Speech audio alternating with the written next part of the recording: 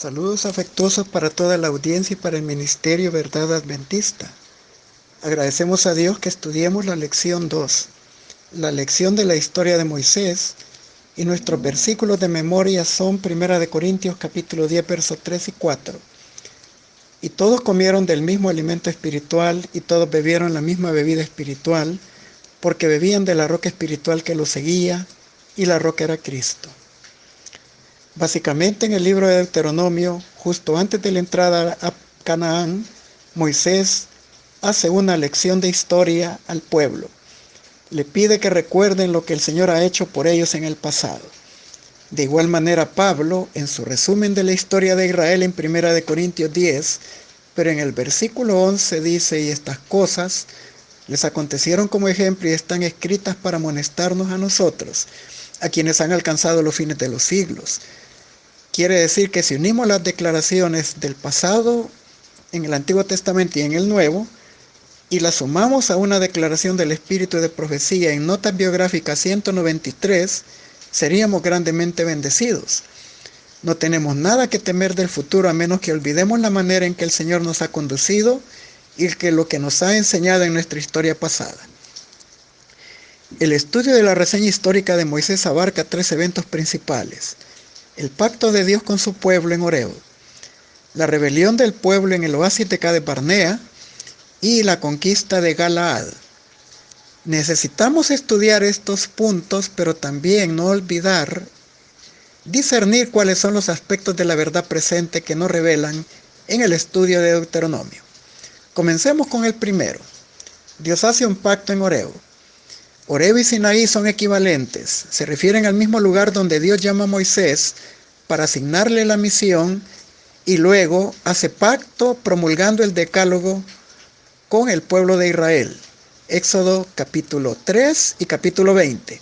Recién promulgada la ley, Moisés sube a recoger las tablas del pacto y en su demora el pueblo cae en la apostasía del becerro de oro. Sin embargo, esos últimos 40 años de su vida llegaron al grado en su carácter de estar dispuesto a correr la suerte del pueblo y perder su salvación con tal de que Dios los siguiera perdonando y dándoles misericordia. Éxodo 32:32. Él pide a Dios que perdones el pueblo. Y el verbo hebreo dice literalmente que cargues con el pecado del pueblo. La única solución era la expiación. Con esa petición prefiguraba el Evangelio en la sustitución vicaria que haría Cristo llevando en su cuerpo nuestros pecados sobre el madero. 1 Pedro 2:24, y recibiendo el castigo que merecíamos para reconciliarnos con Dios y darnos la paz. Isaías 53:5. Y a través de sus múltiples súplicas en favor de sus hermanos de sangre, Moisés se vuelve precursor de lo que Cristo hace actualmente en el santuario celestial, según lo describe Hebreos capítulo 4, versos 14 y 15, y 7, versículo 25. Ahora en Deuteronomio 1:6 dice: habéis estado bastante tiempo en este monte. El Dios de Israel os invita a poseer la tierra que prometió a Abraham, a Isaac y a Jacob, el Dios de sus padres. Ahora los había preservado en cumplimiento de sus palabras hechas en Génesis 15:5 y Génesis 22:17. Les había multiplicado 1000 veces. Eran como las estrellas del cielo, Deuteronomio 1:10. Ahora ese privilegio aumentaba sus necesidades colectivas de organización y de preparación para poseer la tierra. Y bajo el consejo de Jetro, Moisés, con el aval del pueblo, debía disponer de jueces sabios y justos que atendieran sus necesidades. Deuteronomio 1, versos 13 al 16. La organización ha sido siempre necesaria y juega su rol en el último tiempo. La Iglesia de Cristo en la tierra fue organizada con propósito misionero y el Señor desea ver a toda la Iglesia ideando formas y medios por los cuales los encumbrados y los humildes, los ricos y los pobres puedan escuchar el mensaje de la verdad. No todos son llamados a efectuar un trabajo personal en los campos extranjeros, pero todos pueden hacer algo por medio de sus oraciones y ofrendas para ayudar en la obra misionera. Consejo de la Escuela Sabática 152. Dios ordenó que los representantes de su iglesia en todas partes de la tierra, cuando estén congregados en la asociación general, tengan autoridad.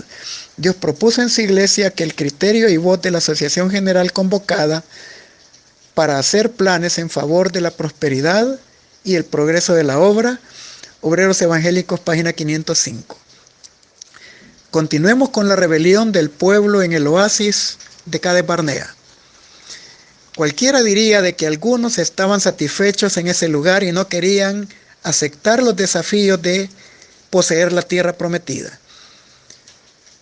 Pidieron a Moisés que escogiera 12 representantes por tribu, uno por cada tribu, para que fueran a reconocer la tierra y dieran un informe y decidir si entraban a poseerla. Aquí en este capítulo Dios establece un cómputo de tiempo según la palabra profética más segura.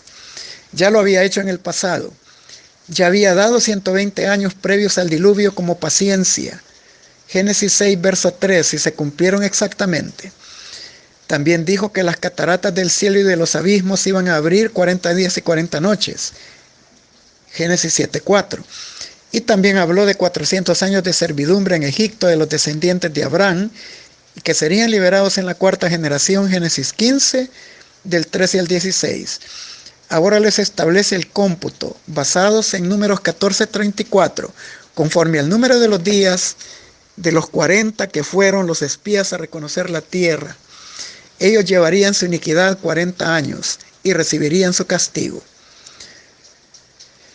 De esa manera, por el causa del informe falso, exagerado y sarcástico de los espías, que desalentaron al pueblo en su avance y posesión de la tierra, la mayoría de ellos morirían en el desierto y no entrarían.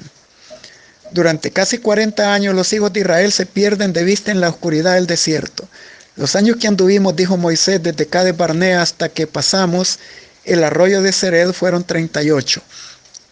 Hasta que desapareció del campamento toda la generación que Jehová había jurado que no entrarían en la tierra prometida. Deuteronomio 2, 14, 15, Patriarcas y Profetas 381. Este cálculo incluye el año de la salida de Egipto, el segundo año, cuando partieron del Sinaí, luego una estadía de 11 meses más 38 años de peregrinación hasta la muerte de Aarón. Se mencionan en el trayecto 2 reyes, Og y Sehón, que fueron destruidos y vencidos en el 40º año del Éxodo, y fue el último de los logros bajo la dirección de Moisés. Hebreos 3, versos 12 y 13 dice que fue el engaño del pecado y el corazón malo de la incredulidad, sumados a las murmuraciones y a la falta de voluntad de cumplir los planes divinos y el aceptar el falso informe de los 10 espías, lo que reveló su falta de fe y su fracaso. Por lo tanto, Deuteronomio retoma el año 40, tal como Dios lo había dicho. Todo se cumplió con exactitud. En Cades Barnea todos reclamaron a Dios por haberlos llevado hasta allí. Plantearon opciones múltiples. Unos morir en el desierto, otros organizarse con un capitán y volver a Egipto, pero juntos decidieron no entrar y poseer la tierra con la excepción de Caleb y de Josué. Dios los hiere con mortandad. Nuevamente Moisés intercede en favor del pueblo y le hace ver a Dios que se deben de cumplir sus propósitos al haberlos escogido como descendientes de Abraham. El pueblo dudó, tuvo miedo, se negó a asumir sus riesgos, cometió 2 errores. Primero, enviando a los espías a evaluar a los moradores de la tierra y negarse a entrar. Y segundo, cuando después de escuchar la sentencia de que no entrarían a la tierra prometida y que irían a vagar en el desierto, tomaron la decisión de ir solos al campo de batalla sin el apoyo divino y fueron humillados en su derrota. Dios les vuelve a perdonar nuevamente, pero no eliminó su sentencia. Solo los menores de 20 años entrarían, con la excepción de Caleb y de Josué. Moisés convenció a Dios que no castigara al pueblo, pero a causa de su arrogancia e infidelidad, no pudo seguir actuando en su favor milagrosamente, porque en su divina misericordia les mandó que tomaran el camino de regreso al desierto en dirección del Mar Rojo, y decretó que por su rebelión todos los que habían salido de Egipto, excepto Caleb y Josué, jamás entrarían en Canaán. No habían sido capaces de mantener su promesa de fidelidad a Dios y por lo tanto el pacto se consideró roto en sus repetidas violaciones. Prometió que solamente sus hijos poseerían la tierra de promisión. Y los espías que dieron el falso reporte fueron destruidos por el poder de Dios ante los ojos del pueblo. Testimonios para la Iglesia, tomo 4, página 153. Tomemos en cuenta estos sucesos y otros adicionales que no se mencionan en este capítulo y en esta lección, pero que estaban dentro del proceso probatorio de los 40 años de zarandeo y depuración en el desierto. Se suman la rebelión de Coré, Datán y Abirán con 250 príncipes que fueron tragados vivos por la tierra en el desierto con sus familias, según Números capítulo 16. Y luego la apostasía de Baal Peor, ya para ingresar a la tierra prometida, según Números 25, donde murieron más de 21,000 israelitas por fornicación. El enemigo de Dios no perdió tiempo, aprovechó la flaqueza de su pueblo y lo desligó cada vez más de su protección. Y ahora prácticamente, después de lo sucedido, en ese zarandeo y depuración, Números capítulo 26, versículos 63 al 65, nos relata lo sucedido. Al hacer la comparación en el primer censo del Éxodo, en el monte del Sinaí, con el último, después de Cades Barnea, ya para entrar a Canaán, con estas palabras: estos son los contados por Moisés y por Eleazar, los cuales contaron a los hijos de Israel en los campos de Moab, junto al Jordán, frente a Jericó. Y entre estos ninguno hubo de los contados por Moisés y el sacerdote Aarón, quienes los contaron en el desierto del Sinaí, porque Jehová había dicho de ellos: morirán en el desierto, y no quedó varón de ellos, sino Caleb, hijo de Jefoné, y Josué, hijo de Nun. Este zarandeo también alude al sellamiento escatológico de los que entrarán en la tierra prometida y en nuestro caso a la Canaán celestial. No podemos pasar por alto estos incidentes registrados, especialmente para quienes nos han alcanzado a los fines de los siglos. Algunos que han comparado la historia del Éxodo con la del advenimiento han tratado de culpar a generaciones pasadas de adventistas porque en su criterio no cumplieron lo esperado en su proceso probatorio, pensando que si ellos, o mejor dicho nosotros, hubiésemos estado en su época, lo hubiéramos logrado.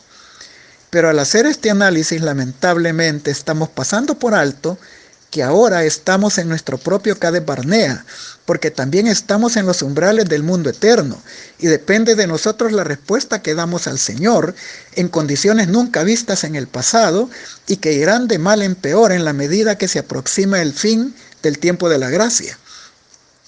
La historia del antiguo Israel es un ejemplo patente de lo que experimentaron los adventistas del Gran Chasco.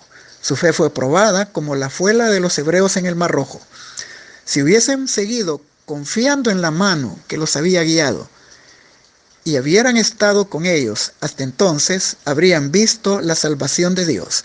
Si todos los que habían trabajado unidos en la obra de 1844 hubiesen recibido el mensaje del tercer ángel y lo hubieran proclamado con el poder del Espíritu Santo, el Señor habría actuado poderosamente por sus esfuerzos. Raudales de luz habrían sido derramados en el mundo. Años haría que los habitantes de la tierra hubiesen sido amonestados, y la obra final se habría consumado, y Cristo hubiera venido para redimir a su pueblo. Conflicto de los siglos, página 451. No era la voluntad de Dios que se demorara así la venida de Cristo. Eventos de los últimos días, página 35. Aquí Dios introdujo un principio importante de interpretación profética que sería usado en el estudio de los libros de Daniel y Apocalipsis, el principio de día por año. Muchas de esas profecías de Daniel y Apocalipsis ya tuvieron fiel cumplimiento, pero eso nos debe de dar la plena seguridad de que lo que está pendiente se cumplirá por la palabra profética más segura, segunda de Pedro 1:19. Se ha cumplido todo lo que Dios ha especificado en la profecía, y se cumplirá todo lo que aún deba de cumplirse. Mensajes Selectos, tomo 2, página 124. Dios ha revelado lo que ha de acontecer en los últimos días a fin de que su pueblo esté preparado para resistir la tempestad de oposición e ira. Aquellos a quienes se les ha anunciado estos sucesos no han de permanecer sentados en tranquila expectación a la venida de la tormenta, consolándose con el pensamiento de que el Señor los protegerá en el día de la tribulación. Hemos de ser como hombres que aguardan a su Señor no en ociosa expectativa, sino trabajando fervientemente y con fe inquebrantable. Mientras los hombres están dormidos, Satanás arregla activamente los asuntos de tal manera que el pueblo de Dios no obtenga ni misericordia ni justicia. El movimiento dominical se está abriendo pasos en las tinieblas. Los dirigentes están ocultando su fin verdadero y muchos de los que se unen al movimiento no ven hacia dónde tiende la corriente que los hace sentir por debajo. Los fines que profesan son benignos y aparentemente cristianos, pero cuando hablen se revelará el espíritu del dragón. Joyas de los Testimonios, tomo 2, página 151. Las agencias del mal se coligan y acrecentan sus fuerzas para la gran crisis final. Grandes cambios están a punto de producirse en el mundo y los movimientos finales serán rápidos. Joyas de los Testimonios, tomo 3, la página 280. Tercer aspecto, la conquista de Galaad. Después de haber pasado mucho tiempo en Cades Barnea, los israelitas se dirigen hacia el norte en dirección a la tierra prometida, pero no la conquistan de inmediato. Es interesante ver que primero hayan atravesado pueblos y tierras que no estaban incluidos en la promesa divina, como lo fueron las tierras de Edom, Moab y Amón. Y por lo tanto no hubo con ellos confrontación. Pero con los demás Israel comenzó a tomar posesión de la tierra. Uno por uno de los enemigos cananeos fueron derrotados y desposeídos de su tierra, y los israelitas tomaron posesión de ella y se organizaron en su distribución. Sin embargo, las Sagradas Escrituras nos aclaran que Dios es un juez justo, tanto con los seres individuales como con las naciones del mundo, y hace diferencia entre el justo y el impío en la faz de la tierra. Génesis 18:25. Cuando Dios explicó a Abraham que sus descendientes serían esclavos durante 400 años en Egipto, dijo también que aún no había llegado a su colmo la maldad del amorreo. Génesis 15:16. Aquí se indica con claridad que Dios lleva la medida de maldad de todas las naciones y decreta juicio sobre ellas. Isaías capítulo 26, versículo 9 dice que los juicios retributivos de Dios tienen como propósito compungir el corazón y la conciencia rebelde, a fin de que se vuelvan en arrepentimiento de su maldad. El profeta dice textualmente: porque luego que hay juicios tuyos en la tierra, los moradores del mundo aprenden justicia. Sin embargo, habrá naciones que no se arrepentirán ni se volverán a Dios ni a su verdad. Y por eso Isaías 26, ahora en el verso número 10 dice: se mostrará piedad al malvado, pero no apreciará la justicia, ni mirará la majestad de Jehová. En las narraciones de los capítulos 2 y 3 de Deuteronomio, Moisés sigue relatando cómo los israelitas derrotaron aún a los gigantes. La Torá indicaba de que Israel podía negociar acuerdos de paz con esas naciones y ellas podían quedarse en calidad de tributarios.